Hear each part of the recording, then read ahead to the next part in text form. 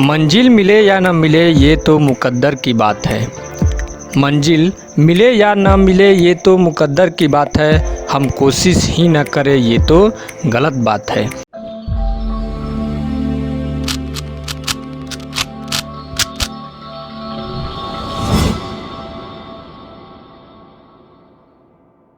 जय हिंद प्यारे साथियों, स्वागत करता हूं आप सबको आपके अपने परिवार संपूर्ण तैयारी में।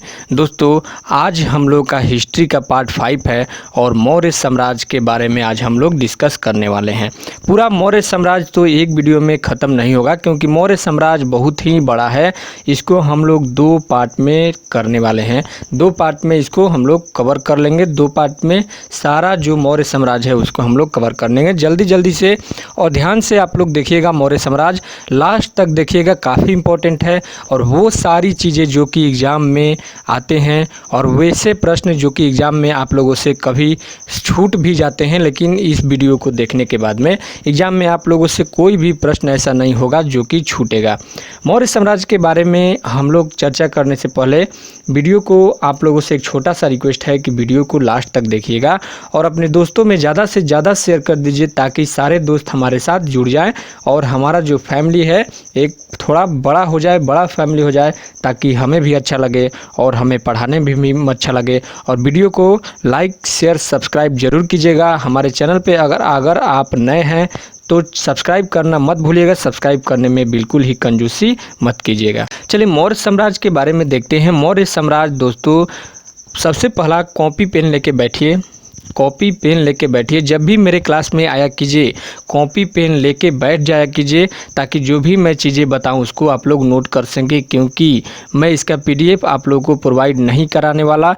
पीडीएफ प्रोवाइड इसलिए नहीं कराने वाला क्योंकि आप लोग मुझे सपोर्ट नहीं कर रहे हैं, और जब तक आप लोग सपोर्ट नहीं करेंगे तब तक इसका पीडीएफ नहीं मिलने वाला है। मौर्य साम्राज्य के बारे में हम लोग चर्चा करेंगे 322 से 185 ईस्वी पूर्व।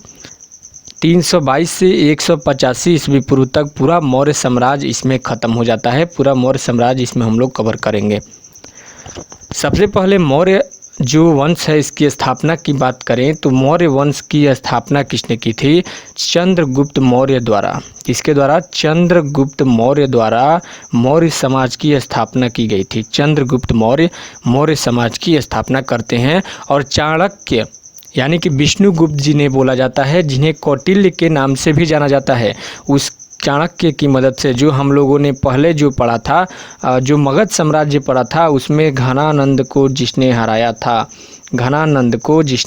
था, वहीं चंद्रगुप्त मौर्य मौर्य समाज की स्थापना करता है। घनानंद को मारकर मौर्य शासन कायम करता है।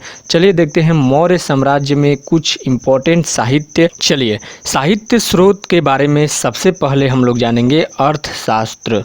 सबसे पहले क्या आता है? अर्थशास्त्र सबसे पहला आता है। और अर्थशास्त्र किसके द्वारा लिखा गया है? अर्थशास्त्र लिखा गया है कौटिल्य के द्वारा। यानी कि कौटिल्य कौन है?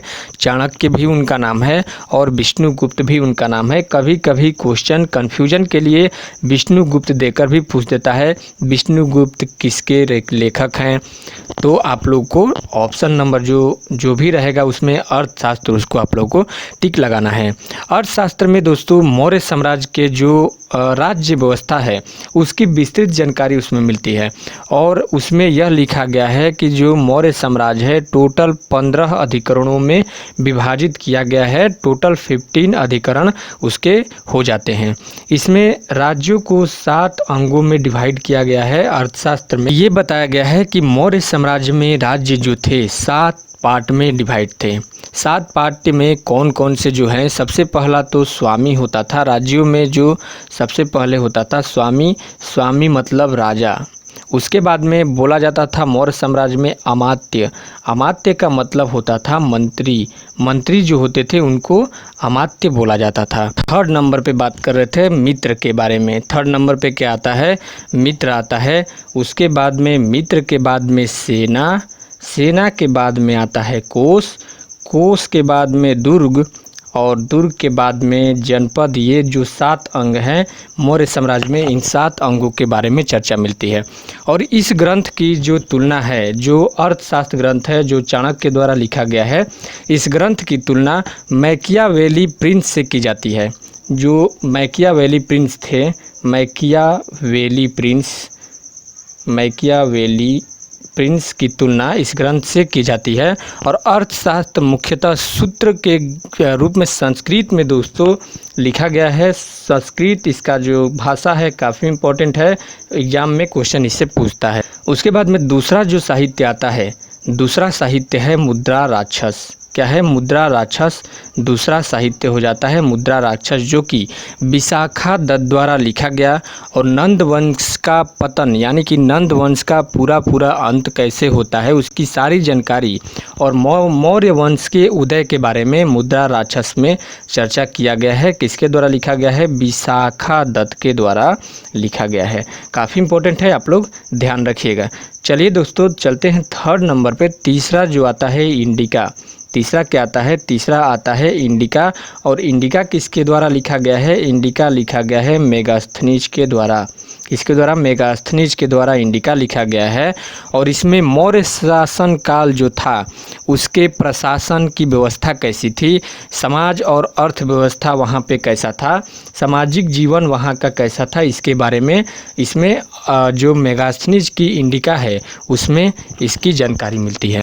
सारे साहित्य काफ़ी इम्पोर्टेंट है, आप लोग इसको नोट कर लीजिएगा और हमेशा रिवीजन करते रहिएगा। जब भी मैं आप लोगों को इसका जो अगला टॉपिक है पढ़ाऊँ उससे पहले एक बार आप लोग रिवीजन करके उसको आ जाया कीजिए। आप लोग को टाइमिंग, सबसे पहले टाइमिंग तो मिल ही जाता है कि हमारा वीडियो कब अपलोड होने वाला है, कब प्रीमियर होने वाला है, और टाइमिंग से आधा घंटा पहले आप लोग आके उसको रिवीजन कर लिया कीजिए। अगला जो साहित्य है, अगला साहित्य है जस्टिन। क्या है? जस्टिन अगला साहित्य है। और जस्टिन दोस्तों एक यूनानी लेखक जस्टिन के नाम पर ही, अपने नाम पर ही जस्टिन लिखा गया है।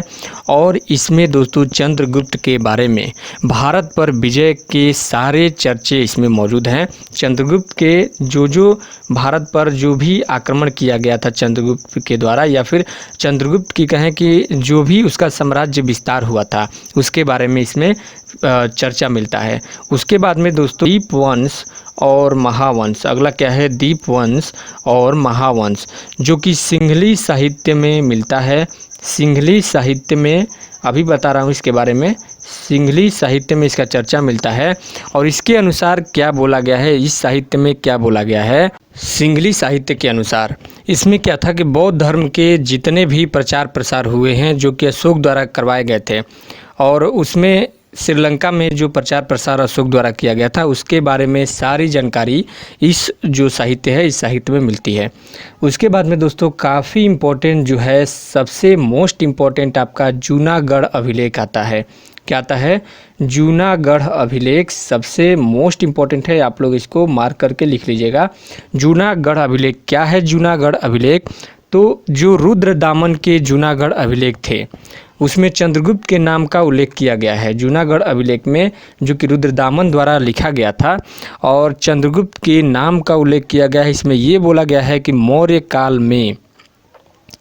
मौर्य काल में जो भी इसमें झील की जानकारी वहाँ पे थी, सारे झीलों की जानकारी इसमें मिलती है। और इस झील का निर्माण चंद्रगुप्त मौर्य के शासनकाल में हुआ था। किसके शासनकाल में हुआ था? चंद्रगुप्त मौर्य के शासनकाल में हुआ था। पुष्यगुप्त वैश्य ने गुजरात के सौराष्ट्र प्रांत में सिंचाई व्यवस्था के लिए इसका निर्माण करवाया था। चलिए देखते हैं दोस्तों, उसके बाद में हम लोग क्या देखते हैं? अशोक के शिलालेख, या उसको हम लोग अभिलेख बोल देते हैं। अशोक के अभिलेख जो कि आप लोग को पता है काफ़ी इम्पोर्टेंट है अशोक का अभिलेख, और काफ़ी बार इससे क्वेश्चन एग्जाम में देखने को मिलता है। अशोक के इतिहास की जानकारी उसके अभिलेखों से ही मिलती है। जितने भी इतिहासकार हैं उनके अभिलेखों से ही इनकी अशोक के जितने भी इतिहास है उसका जानकारी मिलता है। और अशोक पहला भारतीय शासक था जो अभिलेखों द्वारा अपनी प्रजा से सीधे संबोधित करता था। यानी कि काफ़ी इम्पोर्टेंट हो जाता है अभिलेख, इसलिए कि अशोक पहला शासक था ऐसा जो कि सीधे अभिलेखों द्वारा अपनी प्रजा से संबोधित करता था। अशोक के दोस्तों टोटल कितने अभिलेख हुए थे? टोटल 5 अभिलेख हुए थे अशोक के, जिसमें नाम क्या है? नाम सबसे पहला अभिलेख क्या है? सबसे पहला अभिलेख है दीर्घ अभिलेख। दीर्घ अभिलेख बोले या दीर्घ शिलालेख इसको बोले, दीर्घ शिलालेख। उसके बाद में दूसरा जो अभिलेख या शिलालेख था उसको बोलते हैं लघु शिलालेख। उसको क्या बोलते हैं? लघु शिलालेख। और थर्ड नंबर पे आता है, थर्ड नंबर पे पृथक शिलालेख। थर्ड नंबर पे क्या आता है? पृथक शिलालेख।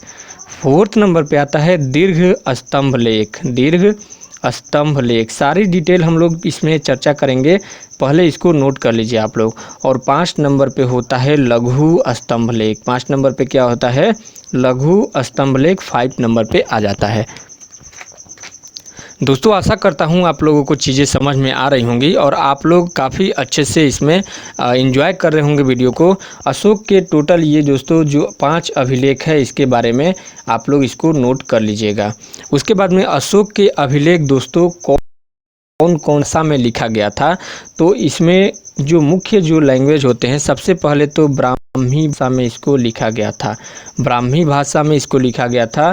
खरोष्ठी भाषा में भी इसको लिखा गया था। ब्राह्मी आ जाता है, खरोष्ठी आता है, उसके बाद में आता है अरामयिक। क्या आता है? अरामयिक आता है और ग्रीक। ये 4 लिपि जो थे, इस लिपियों में अशोक का शिलालेख लिखा गया था।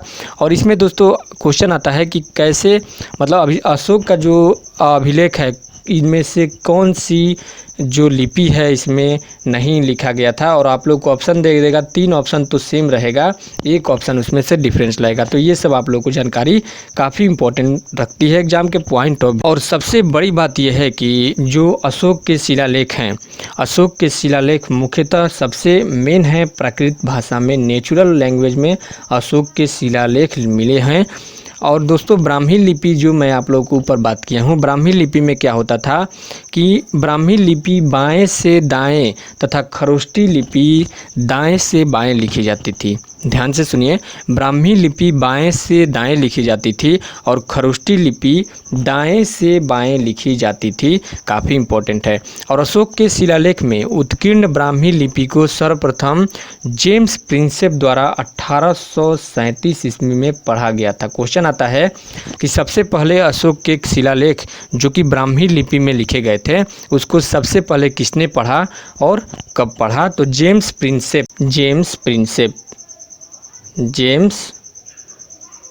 प्रिंसेप द्वारा सबसे पहले 1837 ईस्वी में अशोक के शिलालेख को पढ़ा गया था। और भाब्रू अभिलेख में अशोक ने स्वयं को सम्राट बताया है। क्वेश्चन आता है कि अशोक ने स्वयं को सम्राट कौन से अभिलेख में बताया है?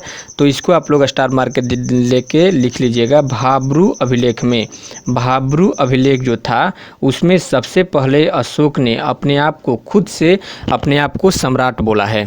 चलिए देखते हैं अशोक के जो शिलालेख हैं और उनके विषय। टोटल दोस्तों अशोक के टोटल 14 शिलालेख होते हैं। टोटल अशोक के 14 शिलालेख होते हैं और 5 अभिलेख जो कि हम लोग चर्चा कर चुके हैं और 14 शिलालेख होते हैं। सबसे पहला शिलालेख, ध्यान से देखिएगा, इसको नोट करते चलिएगा, जल्दी जल्दी मैं इसको लिखवा दे रहा हूँ। सबसे पहली शिलालेख की बात किया जाए, पहला शिलालेख जिसमें कि पशु वध निषेध माना गया। पशु वध निषेध उसमें बोला गया कि पशु वध निषेध होगा, पशु की हत्या नहीं की जाएगी। दूसरा अभिलेख ये बोलता है विदेशों में धर्म प्रचार एवं मनुष्य एवं चिकित्सा का उल्लेख दूसरे अभिलेख में मिलता है। दूसरे जो शिलालेख है उसमें विदेशों में जो अशोक के धर्म प्रचार थे उसका वर्णन मिलता है। और थर्ड अभिलेख क्या है? थर्ड अभिलेख में तीसरा अभिलेख है जिसमें कि नियुक्तियां एवं अधिकारियों को हर 5 वर्ष में राज्य भ्रमण करने का आग्रह दिया जाता था और ये तीसरी शिलालेख में मिलता है। चौथी शिलालेख की अगर बात किया जाए तो चौथी शिलालेख में धम्म घोष का भेरी घोष के स्थान पर प्रतिपादन मिलता है। 5 नंबर पे दोस्तों पांचवा जो शिलालेख है, पांचवा शिलालेख में धम्म महात्रों का नियुक्ति जो कि अशोक के जो धम्म अमात्र थे उनकी नियुक्ति के बारे में इसमें मिलता है। उसी तरह से दोस्तों टोटल 14 शिलालेख अशोक के हुए हैं। इसका मैं आप लोग को नीचे कमेंट बॉक्स में मैं उसको लिख के पिन करवा दूंगा, आप लोग वहाँ से देख के उसको नोट कर लीजिएगा। इसमें हम लोग ज़्यादा समय वेस्ट नहीं करते हैं। उसके बाद में दोस्तों स्तंभ लेख अशोक के हो जाते हैं कौन कौन से, हेडिंग डाल लीजिएगा स्तंभ लेख, अशोक के स्तंभ लेख। टोटल अशोक के कितने स्तंभ लेख हैं, तो टोटल स्तंभ लेख की संख्या 7 है। अशोक के टोटल स्तंभ लेख की संख्या 7 है। और दोस्तों ये 6 स्थानों से प्राप्त हुए हैं, जैसे कि रामपुरवा, सबसे पहला नंबर पे रामपुरवा, क्या है रामपुरवा।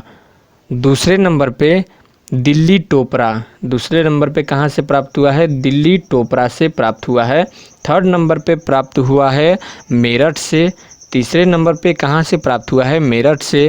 और चौथे नंबर पे प्राप्त हुआ है लौरिया नंदगढ़, नंदगढ़ में लौरिया से प्राप्त हुआ है चौथे नंबर पे।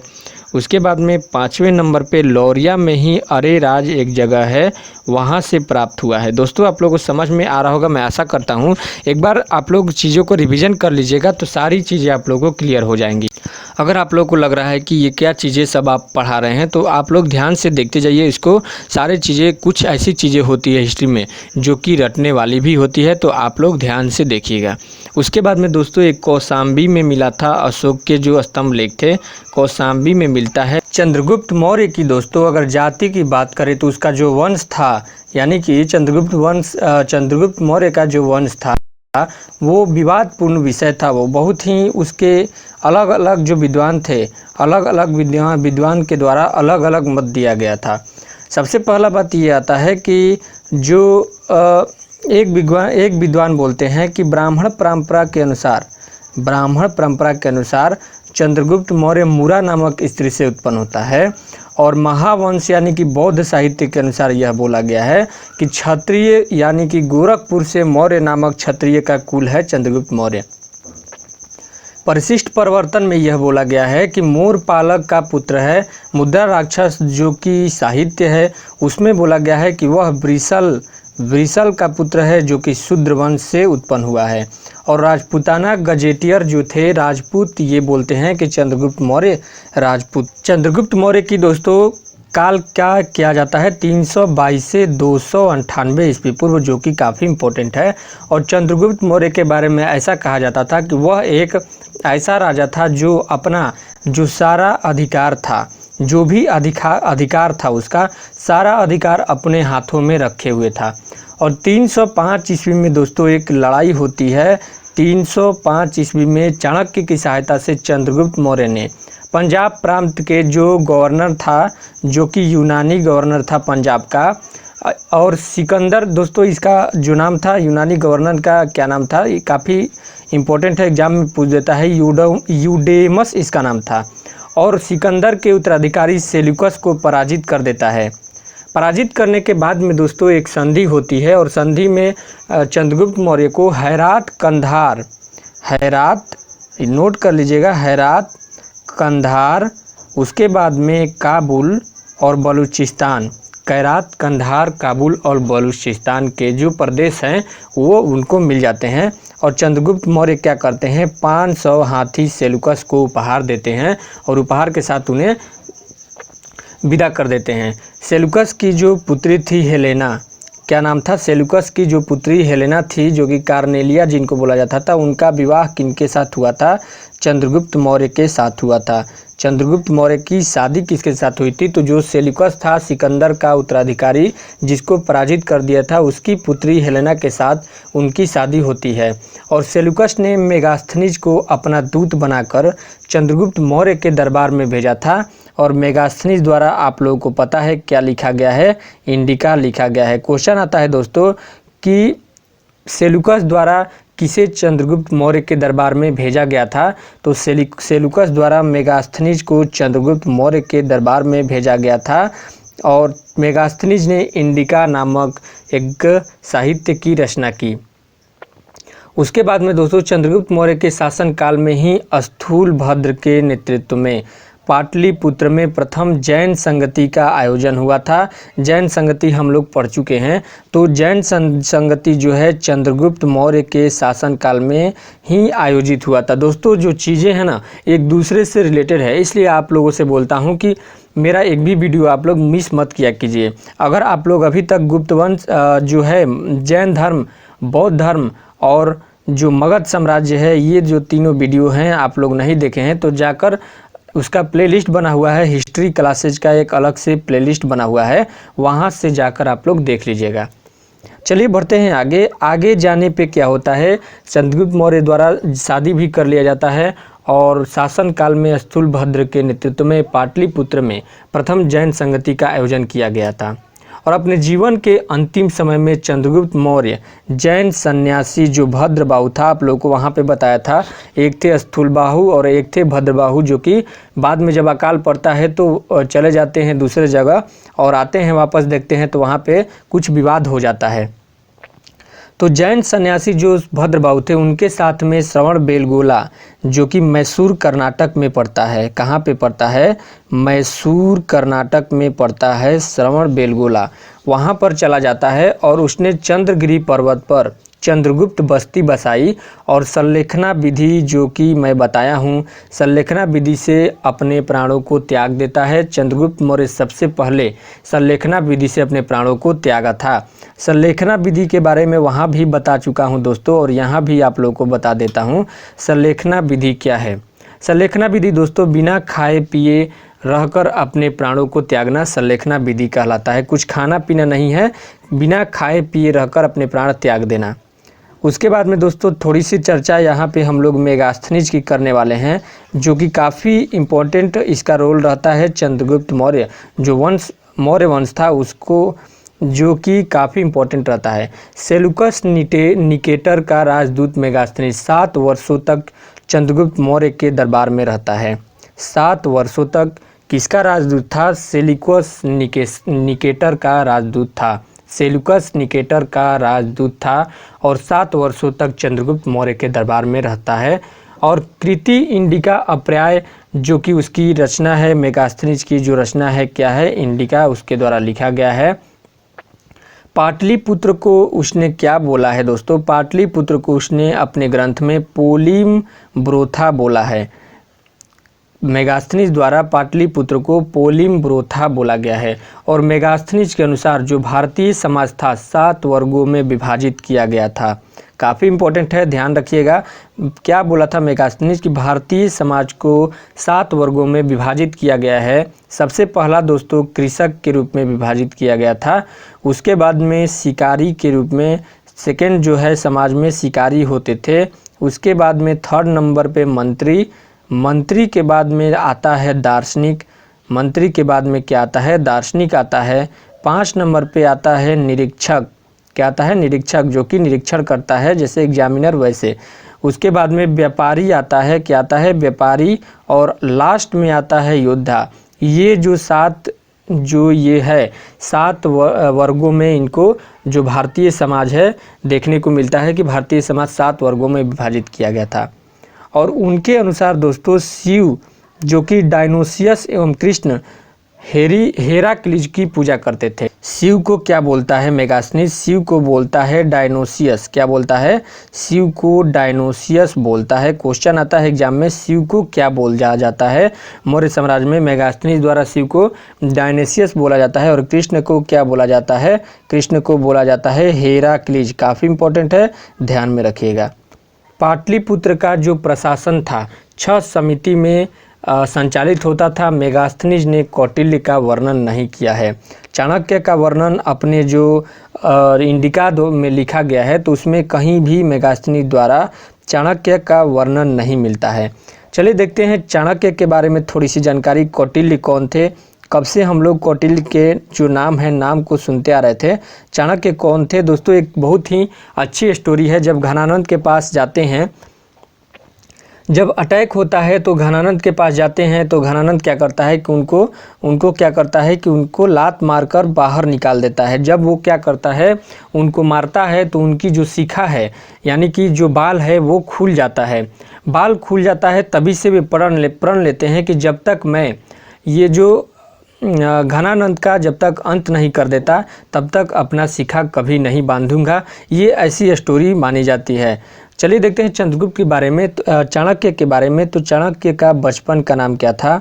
चाणक्य का बचपन का नाम विष्णुगुप्त था। चाणक्य का बचपन का नाम क्या था? विष्णुगुप्त था। और इनके पिता का नाम चणक क्या है, पिता का नाम चणक, काफ़ी इंपॉर्टेंट है, ध्यान में रखिएगा। दोस्तों सारी चीज़ें हम लोग एक एक पॉइंट जो है, एक एक पॉइंट हम लोग विस्तार से पूरा एक्सप्लेनेशन के साथ में चर्चा करेंगे। आप लोग बस एक छोटा सा काम ये कीजिए कि वीडियो को शेयर कीजिए और कॉपी पेन पे जो सारी चीज़ें मैं बता रहा हूँ उसको नोट करते रहिए। चाणक्य को भारत का मैकियावेली भी बोला जाता है। क्या बोला जाता है? मैकियावेली बोला जाता है चाणक्य को भारत का। और चाणक्य ने अर्थशास्त्र की रचना की है। अर्थशास्त्र जो कि कौटिल्य द्वारा लिखा गया है। ये चाणक्य बोल लीजिए इनको, कौटिल्य बोल लीजिए इनको, या फिर इनको विष्णुगुप्त भी बोल सकते हैं। कौटिल्य के अनुसार दोस्तों राजा धर्म परिवर्तक होता था। अर्थात ये है कि कौटिल्य ये बोलते हैं कि जो राजा है सामाजिक व्यवस्था का संचालन है, राजा सामाजिक व्यवस्था का संचालन करता है। और कौटिल्य दोस्तों युद्ध में काफ़ी माहिर थे। कौटिल्य या चाणक्य जो थे युद्ध में काफ़ी माहिर थे। युद्ध नीति और उनकी जो राजनीति रणनीति थी काफ़ी माहिर थी। और एक एक जो उनकी रणनीति थी वो ही उनके जो चंद्रगुप्त मौर्य की जीत का कारण बनता है। चलिए देखते हैं चंद्रगुप्त मौर्य का यहाँ पे संलेखना विधि से जो इनका अंत हो जाता है। उसके बाद में आता है बिंदुसार। कौन आता है? बिंदुसार आता है। कब आता है दोस्तों? 298 से 273 ईस्वी पूर्व। यहाँ पे चंद्रगुप्त मौर्य 322 से 298 होता है और 298 से 273 ईस्वी पूर्व बिंदुसार आता है चंद्रगुप्त की मृत्यु के बाद। और बिंदुसार कौन था? तो बिंदुसार चंद्रगुप्त का पुत्र था। बिंदुसार अमित्रघात के नाम से भी प्रसिद्ध है, जिसका अर्थ है शत्रुओं का नाश करने वाला। शत्रुओं का नाश करने वाला बिंदुसार को अमित्रघात भी बोला जाता है। बिंदुसार के दोस्तों 3-4 और नाम आते हैं जो कि काफ़ी इंपॉर्टेंट है, आप लोग ध्यान में रखिएगा। एग्जाम में कंफ्यूज करने के लिए आपसे एग्जामिनर कुछ भी पूछ सकता है। तो बिंदुसार को दोस्तों भद्रसार भी बोला जाता है। क्या बोला जाता है? भद्रसार भी बोला जाता है। और भद्रसार कहाँ पे बोला गया है? तो वायु पुराण के अनुसार, वायु पुराण के अनुसार बिंदुसार को भद्रसार भी बोला गया है। उसके बाद में बिंदुसार को अभित्रोचेट्स भी बोला जाता है। क्या बोला जाता है? अभित्रोचेट्स, अभित्रोचेट्स भी बोला जाता है। यूनानी लेखक द्वारा बिंदुसार को अभित्रोचेट्स बोला गया है। उसके बाद में अगला जो नाम आ जाता है इनकी सिंहसेन। क्या है? सिंहसेन। इन्हें सिंहसेन भी बोला गया है। जैन ग्रंथ में इन्हें सिंहसेन बोला गया है। और अस्ट्रेबो एक ग्रंथ था जिसमें इन्हें अलिट्रोकेट्स बोला गया है। और चीनी के अनुसार दोस्तों इन्हें बिंदुपाल बोला गया है। ये सब सारे नाम है जो कि बिंदुसार के नाम है, काफ़ी इंपॉर्टेंट है, आप लोग ध्यान में रखिएगा। इसके बाद में दोस्तों क्या होता है कि बिंदुसार का शासनकाल में 2 महत्वपूर्ण विद्रोह यहाँ पे आता है। बिंदुसार के शासनकाल में तक्षशिला जो था उसमें 2 विद्रोह हुए थे, जिसे शांत करने के लिए अशोक व सुसीम को भेजा था। अशोक व सुसीम को शांत करने के लिए उसे भेजा था। तक्षशिला में 2 विद्रोह होता है। और अस्ट्रेबो के अनुसार बिंदुसार के दरबार में एक सीरियाई नामक, जिसे एंटियोकस फर्स्ट बोला जाता है, उसने अपने डायमेकस को राजदूत बनाकर बिंदुसार के दरबार में भेजा था। आप लोगों को बता दूं डायमेकस, जिसको क्या है डायमेकस नाम आप लोग नोट कर लीजिएगा और ये लिख लीजिएगा कि जो एक सीरियाई शासक था एंटियोकस प्रथम, जिसने डायमेकस को अपना राजदूत बनाकर बिंदुसार के दरबार में भेजा था। चलिए दोस्तों देखते हैं, जिसे मेगास्थनीज का उत्तराधिकारी माना जाता है। उसके बाद में दोस्तों यहाँ पे एक और नाम आता है टॉलमी द्वितीय। क्या आता है? टॉलमी द्वितीय, जिसने डायनोसियस को, किसको? डायनोसियस को अपना राजदूत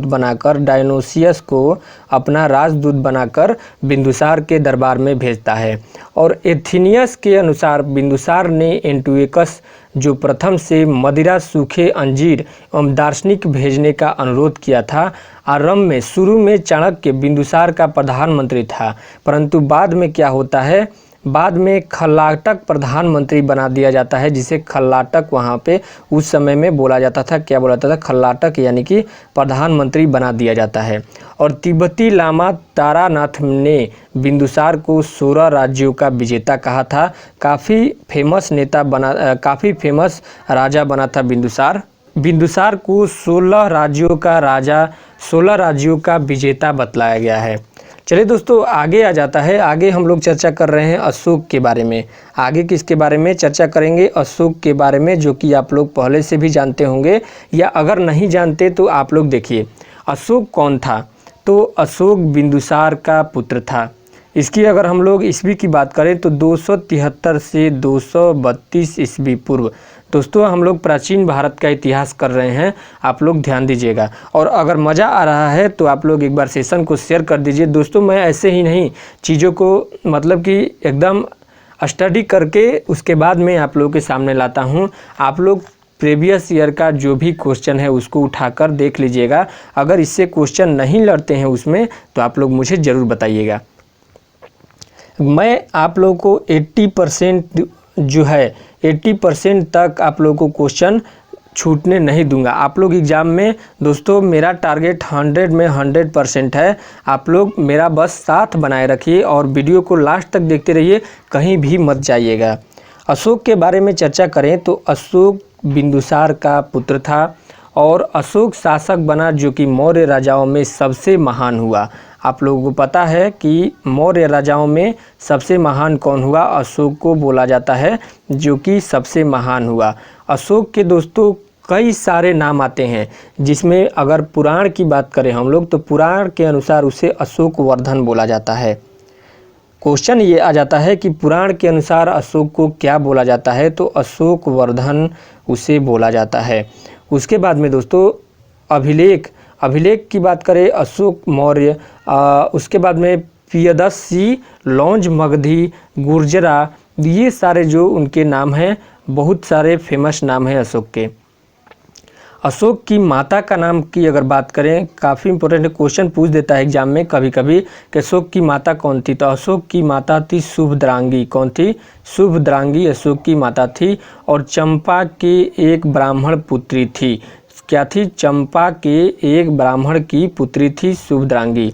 शासक बनने से पहले अशोक क्या था? तक्षशिला एवं अवंती का गवर्नर था, जो कि वहाँ पे तक्षशिला में जब विद्रोह हुआ था बिंदुसार के समय में, तो अशोक द्वारा उन्हें भेजा गया था।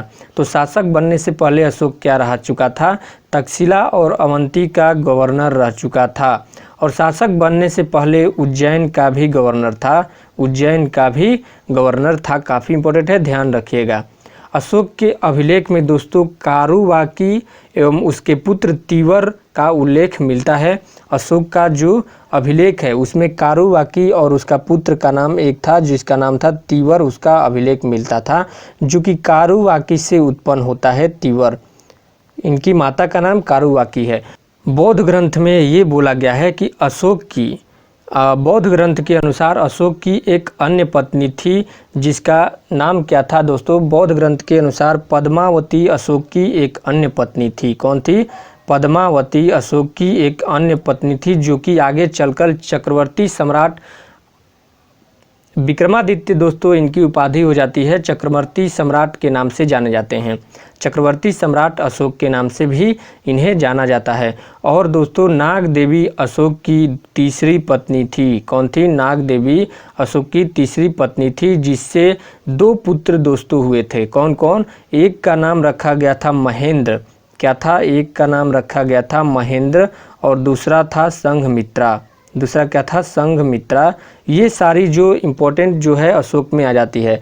और राजतरंगिणी एक जो साहित्य है जो कि कलहड़ द्वारा लिखी गई थी, उसके अनुसार अशोक ने श्रीनगर की स्थापना की थी। श्रीनगर की स्थापना किसने की थी? अशोक ने। किसके अनुसार यह बोला गया है? तो यह राजतरंगिणी एक जो साहित्य थी उसके अनुसार बोला गया है। काफ़ी इम्पोर्टेंट एक युद्ध आ जाता है, कलिंग का युद्ध। कौन सा? कलिंग का युद्ध, जो कि काफ़ी इम्पोर्टेंट है दोस्तों। अब ध्यान से सुनिएगा क्या हुआ था। अशोक के 13वें शिलालेख के अनुसार जब अशोक द्वारा कलिंग पर आक्रमण होता है तो उस समय कलिंग का राजा कौन था? कलिंग का राजा नंदराज को माना जाता है। और यह हाथी गुफा जो अभिलेख है, हाथी गुफा अभिलेख जो कि खारवेल में है, कहाँ पे मिलता है? खारवेल में जो हाथी गुफा अभिलेख मिला था उसके अनुसार यह बोला गया था कि नंदराज उस समय कलिंग का शासन था। और इस युद्ध के बाद दोस्तों अशोक को बहुत ही बड़ा पश्चाताप हुआ था।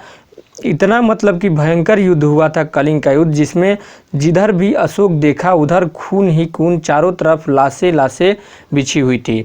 तो उस समय अशोक के हृदय पर इतना बड़ा मतलब कि प्रभाव पड़ा, इतना गहरी चोट लगी और दूसरे राज्यों से इस जो युद्ध करने की नीति थी उसी समय त्याग देता है और संस्कृति विजय पाने की नीति अपनाता है। दूसरे शब्दों में अगर बोला जाए तो अशोक धम्म घोष को अपनाया।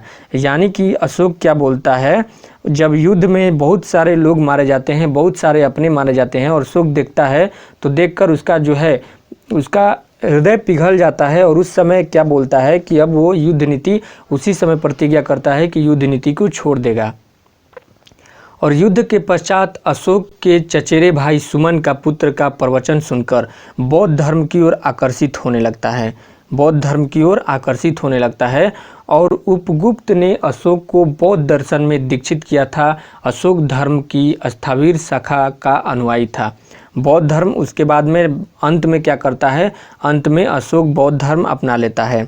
चलिए दोस्तों, आगे हम लोग मिलेंगे अगले वीडियो में मौर्य साम्राज्य पार्ट 2 के बारे में चर्चा करते हुए। उसमें हम लोग अशोक अशोक का बहुत ही महान सम्राट रह चुका था अशोक, इसलिए उसके बारे में काफ़ी चर्चा मिलती है। आगे आप लोग पढ़ के आइएगा जो मैं बता रहा हूँ, इसमें ही टॉपिक हम लोग अभी मौर्य साम्राज्य जो है ख़त्म नहीं हुआ है। वीडियो ज़्यादा लंबा ना हो जाए इसलिए मैं इसको 2 पार्ट में डिवाइड कर रहा हूँ। आगे आप लोग ये पढ़ के आइएगा अशोक का जो धम्म था उसके बारे में आप लोग पढ़ के आइएगा। उसके बाद में बृहदत्त और दशरथ के बाद में पढ़ के आइएगा। मौर्य साम्राज्य में जो राजनीतिक व्यवस्था थी, राजनीतिक व्यवस्था कैसी थी उसके बारे में भी आप लोग पढ़ के आइएगा। चलिए मिलते हैं अपने अगले वीडियो में। वीडियो को ज़्यादा से ज़्यादा शेयर कर दीजिए दोस्तों में, और वीडियो को लाइक शेयर सब्सक्राइब करना मत भूलिएगा। मिलते हैं अपने नेक्स्ट वीडियो में, तब तक के लिए जय हिंद।